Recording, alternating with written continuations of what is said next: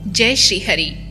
पौष का महीना और पौष अमावस्या को हमारे पितृपक्ष को मोक्ष प्रदान करने वाला माना गया है।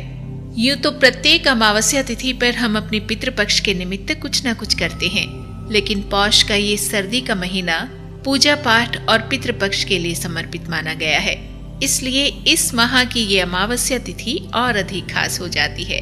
पौष अमावस्या पर किए गए दान से सफलता, सौभाग्य और यश की प्राप्ति होती है। कार्यों में आ रही बाधाएं दूर होती हैं और इस तरह सफलता का मार्ग प्रशस्त होता जाता है। पौष अमावस्या की तिथि पर जहां दान का महत्व है, वहीं स्नान और जाप का भी अत्यधिक महत्व है। इस दिन अपने नहाने के पानी में थोड़ा सा गंगा जल या किसी भी पवित्र नदी का जल मिलाकर स्नान करना चाहिए। इस दिन सूर्य को अर्घ्य अवश्य देना चाहिए। अर्घ्य देने के लिए शुद्ध जल में थोड़ा सा कच्चा दूध, लाल कुमकुम, लाल ही फूल और शक्कर मिलाकर तांबे के लोटे से सूर्य देव को अर्घ्य अर्पण करें। उसके बाद दक्षिण दिशा की ओर मुख करके अपने पितृपक्ष का स्मरण करते हुए उनको भी जल अर्पित करें। इसके लिए पीतल या स्टील के लोटे में जल में काले तिल, कच्चा दूध और शक्कर मिलाकर ओम पितृदेवताभ्यो नमः बोलते हुए दक्षिण दिशा में देखकर उन्हें याद करते हुए उनकी तृप्ति की कामना करके अपने पितरों के निमित्त ये जल अर्पण करें। और इसके बाद आपके लिए संभव हो पाए तो पीपल के वृक्ष पर भी जल अर्पित करें। इसके लिए स्टील या पीतल के एक लोटे में शुद्ध जल लें, उसमें भी काले तिल, कच्चा दूध और कुछ मीठा मिलाकर ले जाएं। पीपल वृक्ष को प्रणाम करके अपने पितरों का स्मरण करते हुए दक्षिण की ओर देखते हुए ये जल पीपल के वृक्ष को अर्पित करें। साथ में सफेद रंग की कोई मिठाई या बताशे पीपल देव को चढ़ाए जाते हैं। शाम को सरसों के तेल का दीपक पीपल के वृक्ष के पास प्रज्वलित करने से भी विशेष फल की प्राप्ति होती है।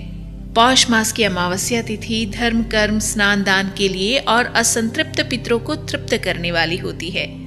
गौ माता की सेवा, पक्षियों को अनाज, मछलियों को आटे की गोलियां, चींटियों को आटा और शक्कर देने के साथ ही किसी भी जरूरतमंद को इस अमावस्या तिथि पर सफेद चीजों का दान जैसे आटा, चावल, चीनी, दूध और गर्म कपड़े जैसे कंबल का दान, साथ ही धन का दान देना श्रेष्ठ माना गया है।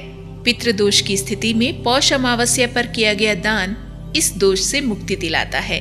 पितृदोष की स्थिति में दक्षिण दिशा में देखकर उनको स्मरण करते हुए जल चढ़ाना और पीपल को जल से सिंचित करना भी उत्तम फल प्रदान करता है। इस दिन पितृ गायत्री मंत्र का जप करने से भी पितृदोष से मुक्ति मिलती है और उनका आशीर्वाद प्राप्त होता है।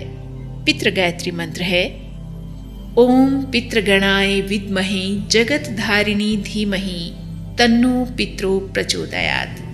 ओम पितृगणाय विद्महे जगतधारिणी धीमहि तन्नो पितरो प्रचोदयात्। ओम पितृगणाय विद्महे जगतधारिणी धीमहि तन्नो पितरो प्रचोदयात्। हम सभी पर हमारे पितृपक्ष का आशीर्वाद सदैव बना रहे।